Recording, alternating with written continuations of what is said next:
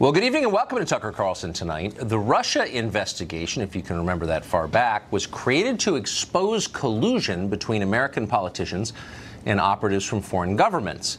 Instead, so far, the investigation has simply exposed itself as corrupt and mismanaged. Newly released text messages from FBI agent Peter Strzok suggest high-level FBI operatives were not on the level about the investigation from the very beginning. Fox Chief Intelligence Correspondent Catherine Harris joins us now with details. Catherine. Well, thank you, Tucker. The text messages are a window into the FBI's highly charged internal politics under then-Director James Comey and suggest at least one senior investigator was skeptical the Russia probe would uncover wrongdoing. 2 days after Special Counsel Robert Mueller took over the probe in May, now demoted FBI agent Peter Strzok and now reassigned FBI lawyer Lisa Page discussed the merits of joining Mueller's team. Strzok tells Page, "You and I both know the odds are nothing. If I thought it was likely, I'd be there, no question. I hesitate in part because of my gut sense and concern there's no big there. In another more cryptic text, Strzok writes, "I personally have a sense of unfinished business. Unleashed it with MYE, that stands for mid-year exam, the FBI's code name for the Clinton email case. And now I need to fix it and finish it." Another Republican who read the text said the FBI officials talk about a secret society within days of President Trump's victory. There was a society of at least two people, to include Peter Strzok and Lisa Page, that had a desire to keep Donald Trump from becoming president, and then an expressed intent to work against him after he was elected president. The FBI blames a technical problem for a 5-month gap in the Strzok-Page text and would not comment to Fox News on whether the Bureau has taken physical custody of their phones for a forensic review that could recover those texts. Tucker. Catherine Harris, thanks for always being on this. Joe DeGenova is a former U.S. attorney in D.C., and he joins us tonight. Joe, thanks a lot for coming on. My pleasure. So on Special Report a little over an hour ago, Ron Johnson, the head of Senator, who's head of the Homeland Security Committee, suggested that the secret society referenced in these texts may have been an actual thing, and it may have met off-site, away from the FBI secretly. We don't know more than that. What does this suggest to you? It suggests, as we've said from the beginning, that there was a brazen plot to illegally exonerate Hillary Clinton, and if she didn't win the election, to then frame Donald Trump with a falsely created crime. Everything that we have seen from these texts and from all the facts developing shows that the FBI and senior DOJ officials conspired to violate the law and to deny Donald Trump his civil rights. What would be the motive for that?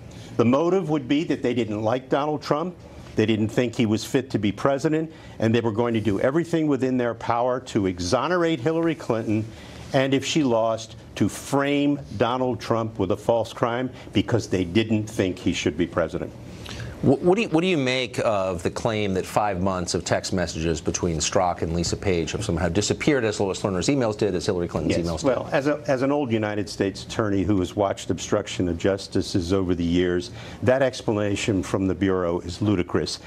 Those texts were either purposely destroyed, period. They were purposely destroyed. Moreover, they exist somewhere. I can assure you the NSA has them. Other companies have them. Verizon has them, AT&T.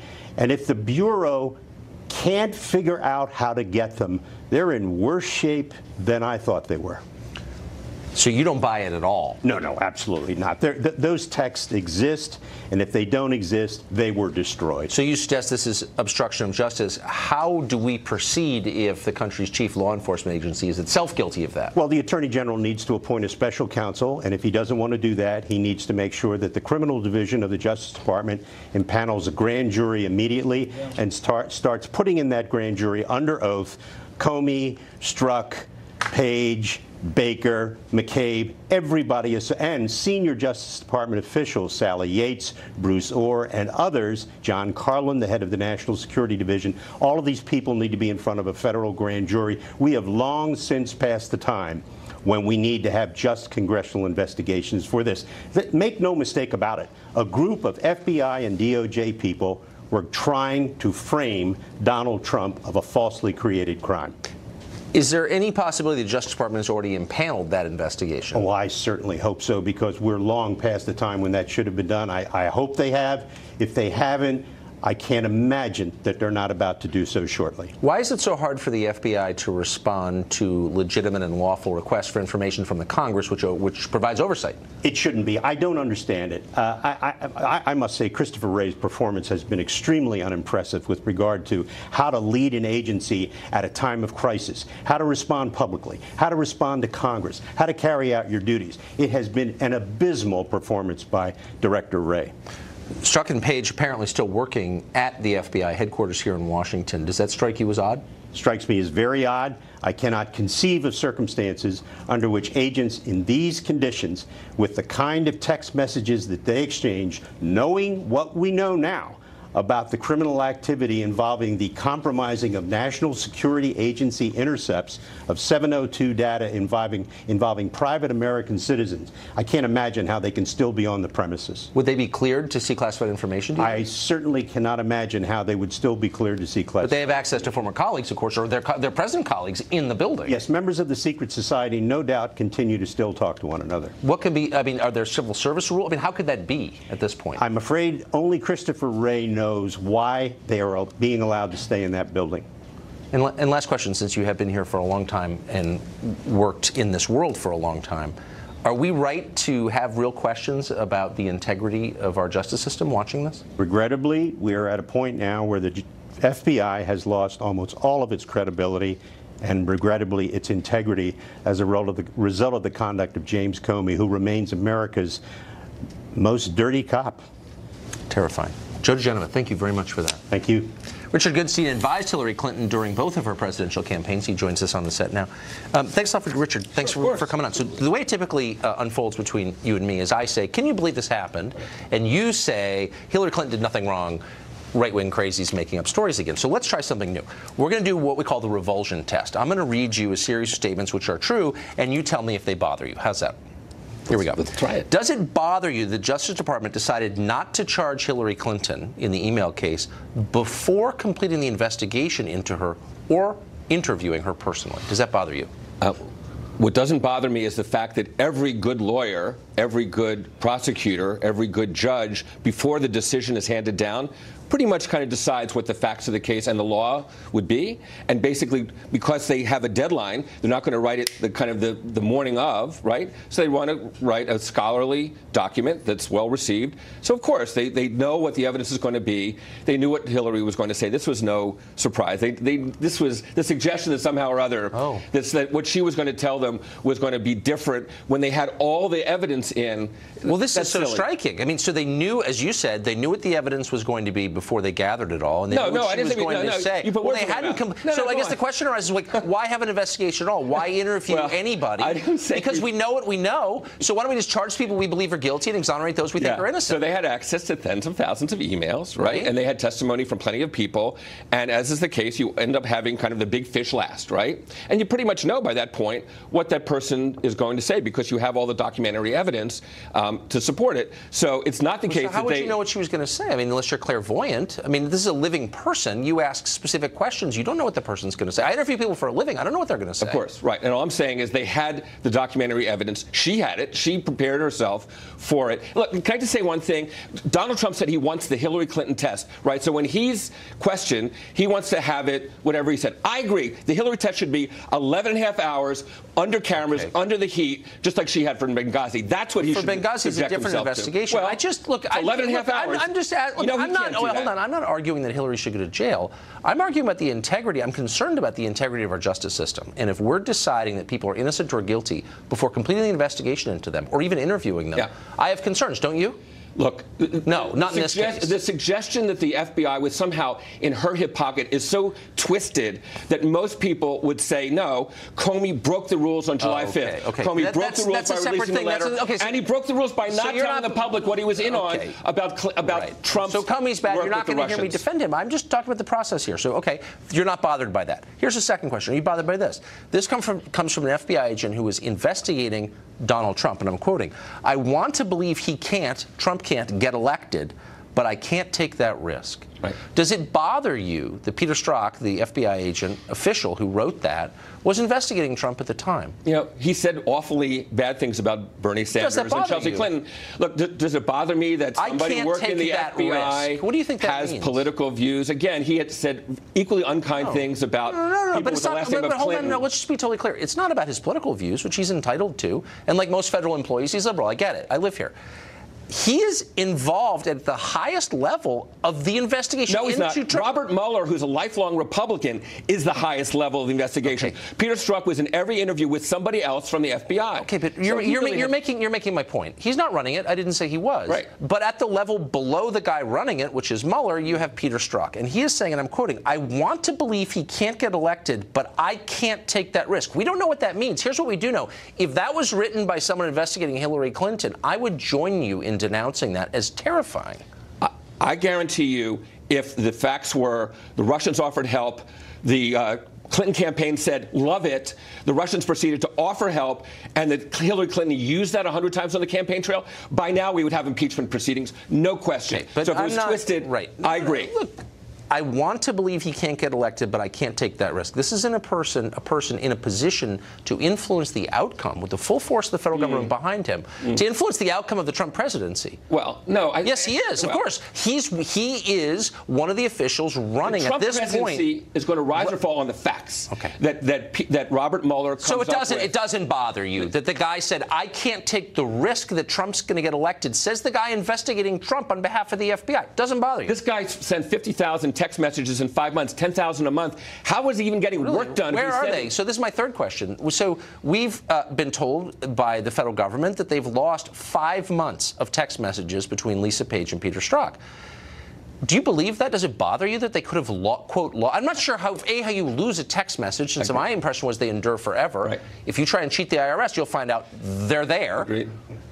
They lost them somehow, and we're supposed to nod in kind of bovine acceptance. So sure you did. Does that bother you at all? I'm not nodding. No, I hope they find them. No, but what do you make of the claim that they lost them? Tucker, there's all these addled conspiracy theories as a distraction from what it is that we're finding out with each passing day, each passing plea of guilt. Okay. That's what this is about. I think we can have multiple conversations simultaneously. And as I've said from day one, when they find the text from Vladimir Putin to Donald Trump saying, I pledge to get you elected, I will be the first to denounce Trump. It may not be that, but it may be a conversation between Manafort and Trump. At the same time, you would hate to think that a byproduct of this investigation is the corruption of our justice system. And I'm beginning to think, based on a lot of data points whose accuracy you have not contested, that we have a real problem with the way we investigate political crimes, both of Hillary and of Donald Trump. In the run-up to the election, when Rudy Giuliani was talking about FBI agents in Brooklyn, these were not people who were friendly to Hillary Clinton. He was getting inside information that was information helpful to Donald Trump. So I agree there's a problem. But it's not a problem that cuts in Trump's favor. So 1 out of 3 bothers you. That's pretty. You're a very tolerant man, Richard Goodstein. Thank you for joining us. Sure. Illegal immigrants blockaded Disneyland to demand citizenship. Why aren't they being deported immediately? We've got details next.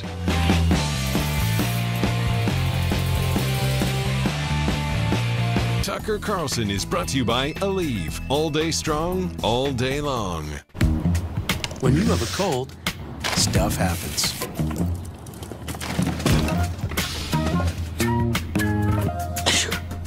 Shut down cold symptoms fast with maximum strength Alka-Seltzer Plus liquid gels. Hey, what are you guys doing here? We're Voya. We stay with you to and through retirement. So you'll still be here to help me make smart choices? Well, with your finances, that is. We had nothing to do with that tie. Voya, helping you to and through retirement.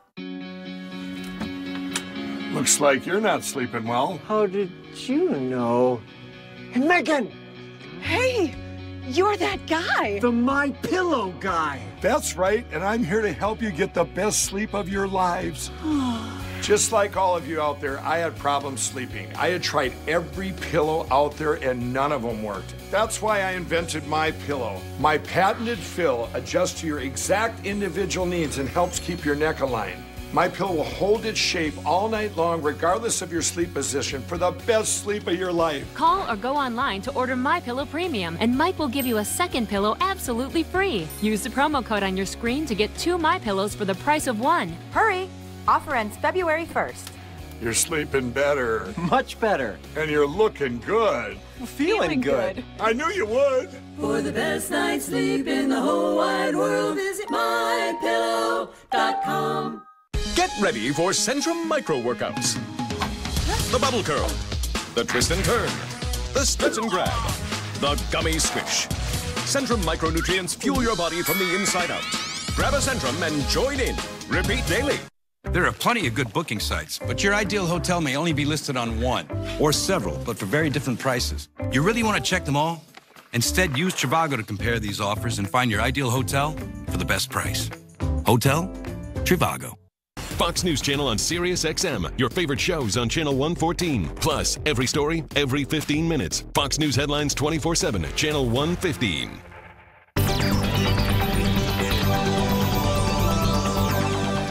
Tonight. My kid's missing. And I don't know what to do. WGN America presents an epic series premiere event. What did you do with my kid? Were you home the night he went missing? Academy Award winner Anna Paquin stars. Have you seen this before? You're talking to me about a 20-year-old murder? What if they're connected? Bellevue, series premiere tonight at 10/9 Central at Channel 307. If you or a loved one was diagnosed with mesothelioma or asbestos-related lung cancer, call now. Americans who worked in shipyards, refineries, steel mills, power plants, or chemical companies could have been exposed unnecessarily. Because of companies' negligence, U.S. courts have ordered many to put aside billions of dollars for victims. Call now to see if you are eligible for a cash award. You could receive money without going to court or even filing a lawsuit. Call 1-800-398-5216. That's 1-800-398-5216.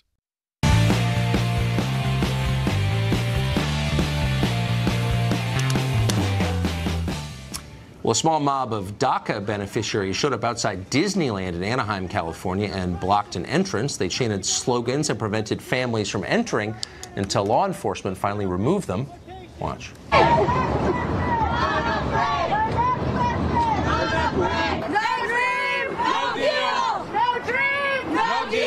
Can you tell me why you guys chose Disneyland? This is where dreams come true, right? Disneyland is where your dreams come true, and we want our dreams to come true. So at least one group of illegal aliens isn't hiding in the shadows. Instead, they're screaming at tourists at an amusement park. Imagine what it takes to act this way. You show up in a country that's far better than the one you left. That's why you came here. Wouldn't you be grateful? These people are not. They're angry. They're entitled. They literally have no right to be in America, but they're full of menacing demands, and not just at Disneyland. We've seen a bunch of demonstrations like this all over the country in the last year. People demanding immediate citizenship and the free stuff that goes with it, some of them waving foreign flags. The question is, would any other country on earth put up with this? Even sensitive beta male Canada would probably draw the line at this. Try sneaking over their border illegally and blocking access to Niagara Falls.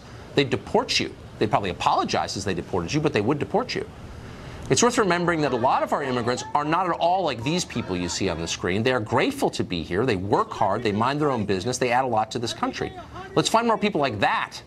The people you just saw on the tape, we should track every one of them down and boot them out of this country tonight and for good. They're exactly the kind of people we don't want here. Of course, those protesters won't be deported. No one ever is. The current Democratic Party believes enforcing borders is a human rights violation. For 2 days, House Democrats have been savaging Senate Minority Leader Chuck Schumer for allowing the government to reopen without amnesty for people here illegally. You said Senate Democrats are getting their butts kicked on the shutdown debate. Is that true? I'm not sure the exact words, but the sentiment that we did a poor job in messaging is correct. I'm disillusioned. I think they're caving. Democrats are pretty good at articulating values, but a little weak on defending them. Kathy Sheehan is the mayor of Albany, New York, the capital of that state. It's also a sanctuary city, and she joins us tonight. Ms. Mayor, nice to see you.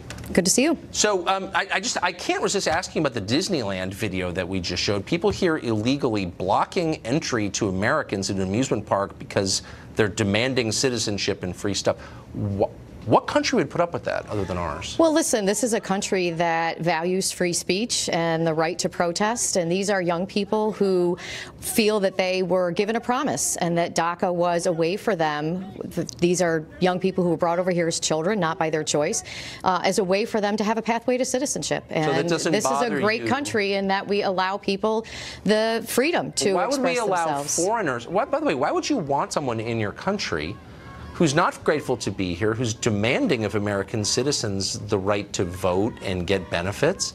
Don't you want people who are grateful to be here and want to add? You know, every immigrant that I've ever met is grateful to be here. That doesn't mean that they're not going to stand up for their rights. And, you know, I joined thousands of people across this country in protests that happened on Saturday from people who were born and raised in this country and who've been here for generations. That is one of the hallmarks of our great society. But they're not Americans, these people. But they have a voice. They have a right to a voice. Just because you're not from here doesn't mean the Constitution doesn't apply to you. If you're here legally, that's well settled law. No, it's not actually. If you broke our law to get here, you don't have the rights that an American citizen have. Where do those rights come from then? So, you know, when you are here, you have constitutionally protected rights. And I think that when we look to polarize this conversation by pointing these people who are here, brought here by their parents, without their choice, and demonizing them, we really turn the conversation to an us versus them. Whoa, slow down. They blocked the entrance to Disneyland, okay? I didn't do that. They did that. Do they bear any responsibility for doing that? And there are Americans who use their right to free speech to block entrances, to shut down roads, and to protest things in this country. Do you see and whether you were born here or you weren't born here, it's not a matter of being born here. You have that right. No, it's a matter of citizenship. Citizenship is meaningful to most Americans. They think you're different if you're a citizen. And they want to be on a path to citizenship. Okay. These are young people who are working hard and who have worked hard. No, these are people who in the middle of a weekday were blocking Disneyland. So don't tell me they were working hard. So a new Harvard poll shows that 4 out of 5 Americans, 81% of Americans, want less legal immigration, a lot less. Where were their interests? Where are their interests in the modern Democratic Party? 4 out of 5 Americans of all political parties want less legal immigration. Are you aware of that? Well, and I think that that's really a stunning number, and it demonstrates that we need to do a better job of communicating how important immigration is to our cities and to our country. And, you know, you look at a city like Albany, New York. We have an aging population. A lot of the growth that's happening in our city is happening because of immigration. The #1 complaint I get from employers is that they can't find people to work. And so we've got a real workforce development challenge in the city of Albany and in the capital region, and immigration is helping to fuel that workforce. I wonder, though, I mean, so for example, I was just looking at stats provided by the Albany School District, and I think you've said before that your city's about 40% foreign-born. No, it's about 11% foreign-born, but we have about 40 languages spoken in our schools. 40 languages, my mistake. But that's a pretty high number. So in 2017, of 8th graders in Albany schools, 0% qualified, 0%, according to your stats, qualified in math. Well, so that seems to me like a crisis much larger than anything you're describing. The challenges, where the outrage is. Yeah, the challenges in our school district existed before we had the immigration that we have now. Right. I'm not saying that, but I'm just saying, like, why? I wonder why I've never heard you as outraged about that as you are about, I don't know, enforcing federal immigration law. That seems like a crisis. Would you agree that's a crisis? 0% of 8th graders? Well, that's absolutely right, and that is why, you know, that's another whole conversation we can have about the work that we are doing to partner with our school district and to ensure that we're turning that around, and by bringing together our institutions of higher education, our business community, you know, our healthcare, so that we are addressing those issues. Do you think that bringing in more students who don't have English as a first language helps or hurts that? I think that when you look at what we are doing with our new language learners, that we are having interventions that are helping them to So it's a problem that you schools. need to solve. You just conceded it's a problem. You're trying to make the problem better, but it is a problem when you import people who don't speak English as a first language. Why would you add that burden to schools where 0% of 8th graders are proficient in math? 0%. Well, first of all, that number is a little misleading because of how the testing is done. But that's your number. But if you pass the Regent exam, you didn't have to take the test that you're talking about. But in any event, when you look at the challenges that exist in any school district, in any urban school district, it's incumbent upon the school district and the stakeholders in that community to ensure that we are doing what we can so that these children are successful. But does and we are seeing incredible success. It doesn't. I haven't seen those. I'm sure you're seeing some success. It's really simple. I'm not arguing against all immigrants. I'm not arguing against your schools. I'm just saying there's a crisis in your schools, obviously. Does importing more immigrants make it better? And you've conceded no, it doesn't. It's a problem that you need to solve. I don't see it as making it better or worse. I see it as an asset to the city to see that we have the opportunity to continue to grow, to continue to have economic development. So what's the right number then? If bringing in more people from third world countries makes Albany a better city, is good for your schools, it's good for your economy, what's the right number? How many people do you think need to come from foreign countries to Albany for you to get really rich? So, this is where the federal government needs to step up and decide what immigration policy is going to be. That happens at the federal level. As the mayor, though, you're making a case that they make your city more prosperous, and I'm saying, what's a good number? I would advocate to ensure that we have enough people on H-1B visas. We are we have one of the largest semiconductor manufacturing facilities in the capital region. GE's R&D center is there.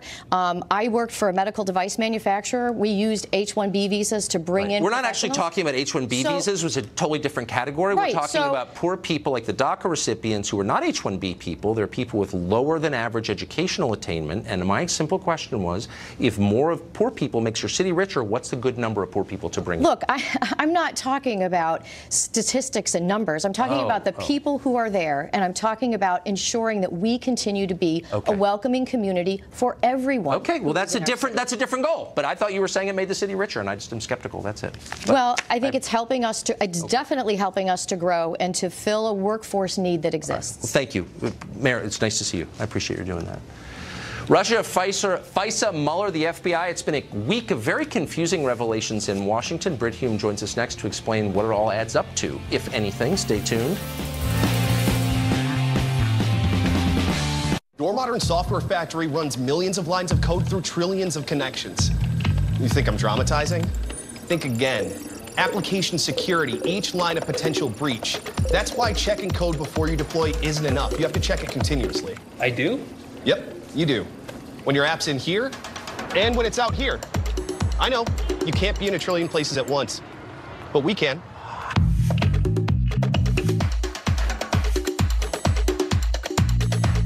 Wow, Wayfair has everything. Drop the mic. Everything I need?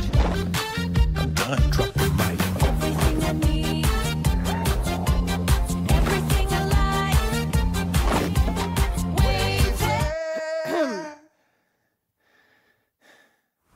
like. Drop the mic. Everything home, all in one place. So get it done. Visit Wayfair.com today. For millions of baby boomers, there's a serious virus out there that's been almost forgotten. It's hepatitis C. 1 in 30 boomers has hep C, yet most don't even know it, because it can hide in your body for years without symptoms, and it's not tested for in routine blood work. The CDC recommends all baby boomers get tested. If you have hep C, it can be cured. For us, it's time to get tested. Ask your healthcare provider for the simple blood test. It's the only way to know for sure. I lost 50 pounds on Jenny Craig, and you can too. Introducing Rapid Results by Jenny Craig. Lose up to 16 pounds in just 4 weeks. Pasta, pizza, burgers. You get to eat really good food 6 times a day, and you don't even have to cook. The program includes a personal weight loss expert who understands men. None of that group meeting stuff. This is the best program for a busy guy. Start Rapid Results for $16, plus the cost of food, and get $70 in free food. Hurry, this offer won't last long. Okay, Be good, kiddo. I gotta go to work. I love you. Bye. Dog home alone all day? Who knows what they'll get into? A day without a walk is a sad day for your dog. But now you can make your dog's day with WAG, the on-demand dog walking app. Get a WAG-certified walker to walk your dog at a moment's notice. WAG walks are insured and bonded. And WAG walkers are vetted, experienced dog handlers who'll give your dog the affection and attention they deserve. WAG has live GPS tracking and will even tell you where your dog marks its territory. My dog pooped. WAG, the #1 on-demand dog walking app. Get your first walk free when you download the app now.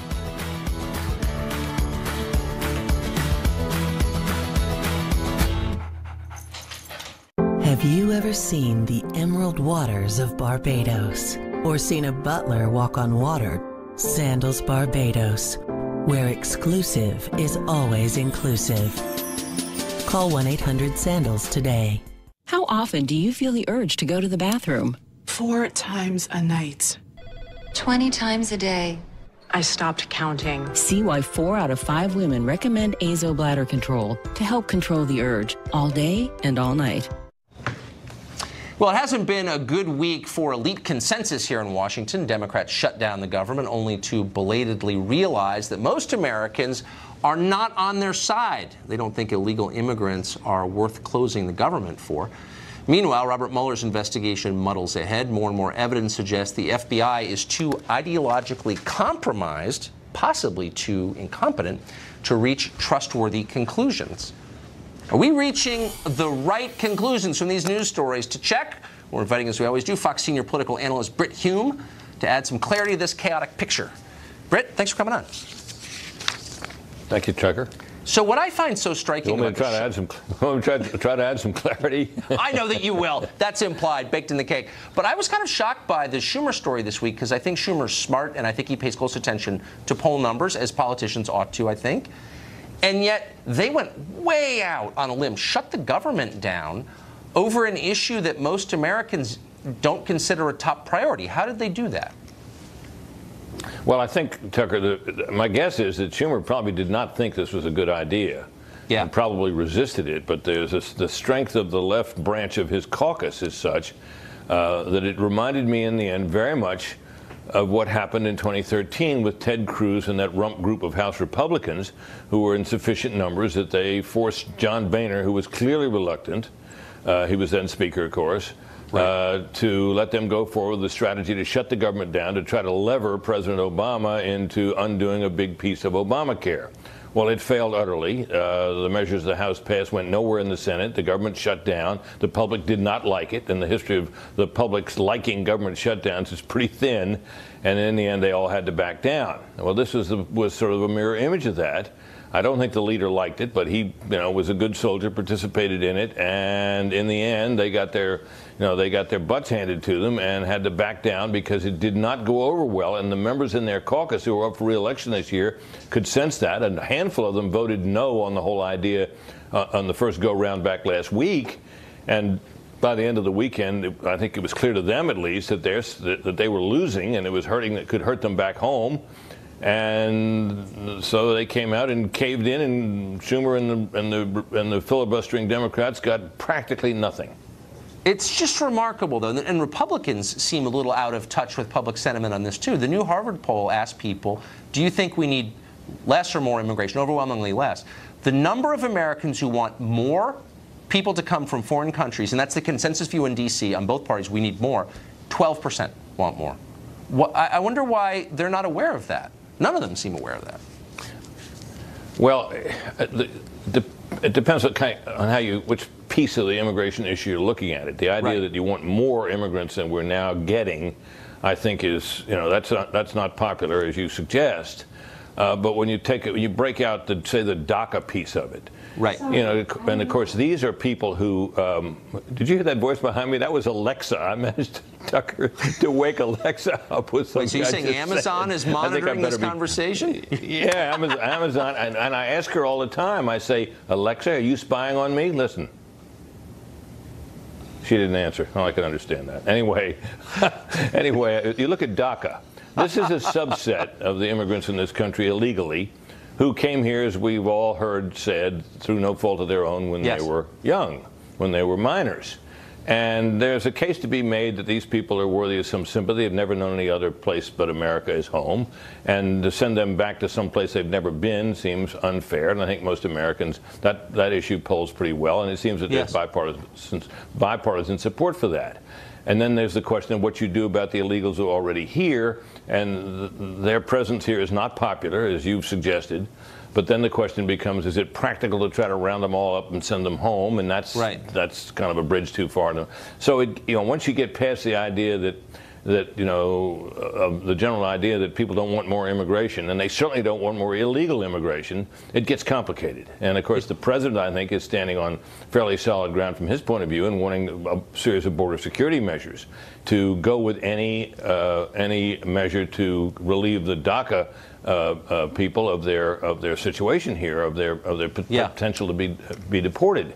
So that's sort of where we are in this, and we got another negotiation coming up soon, and we'll see how much the Democrats are willing to give in order to get the DACA repeal undone. I, for one, am looking forward to it. Britt Hume, thank you for the clarity on that. I appreciate it, and good luck with Alexa. You bet. Thanks. Thank you.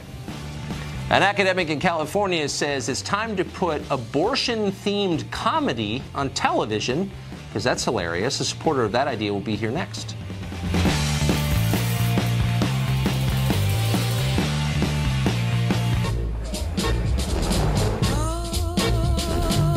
Guess what I just got? Hello, Dad. That's a big phone.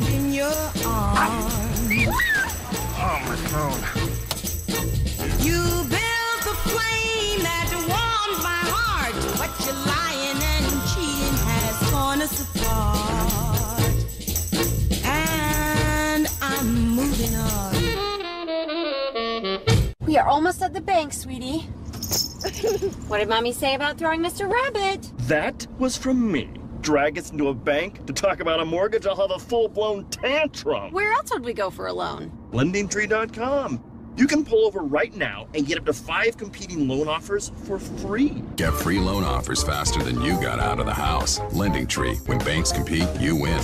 This is amazing. No, this is amazing. Built-in snacks. Ooh, I wouldn't. And the wolf huffed and puffed. Like you do sometimes, Grandpa? Well, when you have COPD, it can be hard to breathe. It can be hard to get air out, which can make it hard to get air in. So I talked to my doctor. She said, Symbicort could help you breathe better, starting within 5 minutes. Symbicort doesn't replace a rescue inhaler for sudden symptoms. Symbicort helps provide significant improvement of your lung function.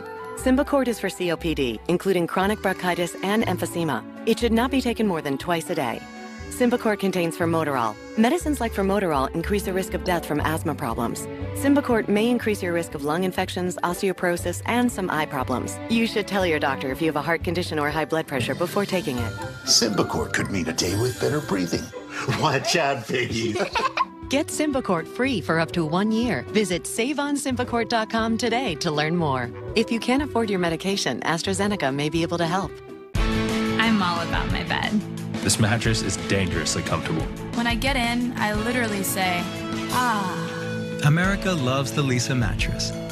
We have more 5-star customer reviews than any other mattress of its kind. This bed hugs my body. Today is gonna be great. Place your order and experience the Leesa mattress at home risk-free.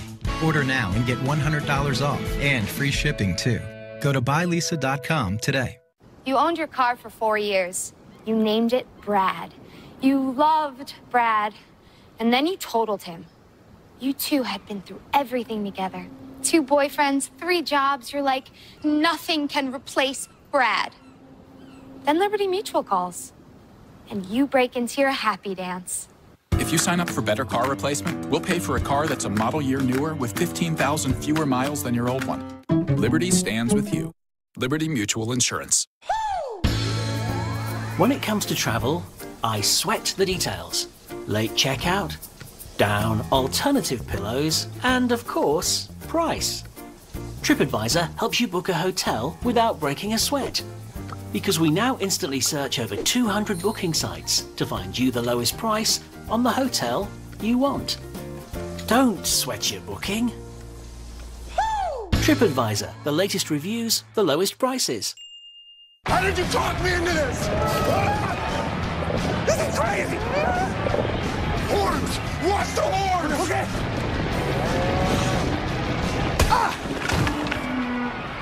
What you don't see can hurt you.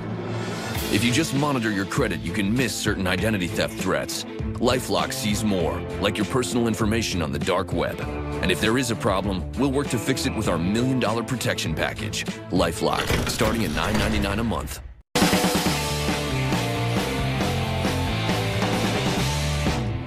An Ohio abortion clinic is encouraging people to get abortions on the grounds that it's a good parenting decision. The clinic preterm has started a campaign called My Abortion, My Life.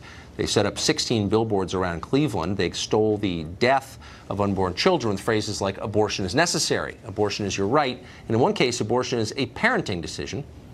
Meanwhile, at UC San Francisco, purportedly still a college, a sociologist is calling on TV shows to include more abortion-related comedy in order to normalize the procedure. Dr. Robin Bryman is a psychologist, and she agrees with the billboards and the comedy idea. She joins us tonight. Dr. Bryman, thanks for coming on. Thank you. Thanks for having me. So abortion comedy, what would you say is the funny part about abortion? I don't think they're using it as a funny thing. I think they're using it just to bring out to make it more of a real thing, more of a, Sorry, I can't hear. Can you hear me, doctor? One sec. I don't think they're using it as for comedy. I think they're trying to destigmatize it with women. Oh, do you say what? Why do you? And I think that sounds probably right. Why do you think there's a stigma around abortion? Well, I think in the world there's so much stigma around it. I mean, it's a very hard decision to make for a woman. It's a no-win situation if you're put in that. Why the stigma? I mean, why is it considered bad, do you think? Why is it considered a stigma? Yeah. Well, because it's ending a life for some people. Huh. Okay. So if you think but if you don't think it's ending a life, then there shouldn't be any stigma at all, right? Well, it's not one way or the other. I think it's a traumatic thing that women can go through. I think it's in a way it's absolutely ending a life, and in another way you're put in a no-win situation because sometimes people have no other choice. Okay, so then why would you? I mean, all of that. I mean, you're probably in the mainstream of views on that. Then why the impulse to make light of it, or as you said, destigmatize it in comedy, or put up billboards encouraging people to have abortions? Isn't that making light of it? Isn't that minimizing it? When, as you said, it's a very serious thing. I honestly don't think it's making light of it. I think it's just bringing out the issue of abortion, that it's an option. Huh. Well, is there anything about abortion that makes you personally uncomfortable? Absolutely. I mean, it's a very hard thing for women to go through. I think it's an absolute no-win situation for women. What does that mean, no-win situation? In other words, it means that a woman that has an unwanted pregnancy has to make a decision. And the decision is a no-win situation. She has to end the life of an unborn baby. I mean, I think you're right. So why do you hear people say, you know, we should celebrate it, we should convince others there's nothing wrong with it, it's not a big deal, it's a positive thing? Oh, it's not. It's a huge deal, and it's not a positive thing. And I don't agree with that. I think it's a traumatic thing that sometimes there's no other option. And that's why I do keep saying it's a no-win situation, because it really is. But I never hear, I mean, I guess I disagree with your last point about there's no other option, but I respect you for saying that that it is a big deal, but I keep hearing Planned Parenthood leaders, for example, say you should wear a T-shirt announcing it, and that it's a form of liberation, and not acknowledging that that there's a downside. Well, that's their opinion. I can't speak for other people, but personally, I see so much trauma around it in my office, and it's a hard decision. But on the other hand, it's a hard decision to keep a baby that a mother doesn't or can't take care of psychologically or physically. Yeah, no, it's a tough situation, and I think it's a first step to acknowledge that, and so I'm glad that you are. Thank you, Dr. Brown, for joining us tonight. Thank you for having me. Thank you. The NFL had an ugly year, but doesn't seem to have learned much from it. We'll tell you about their latest national anthem-related blunder, and then the making of what may be a scandal, sounds like potentially one, around Bob Costas and his apparent firing. Details on that next.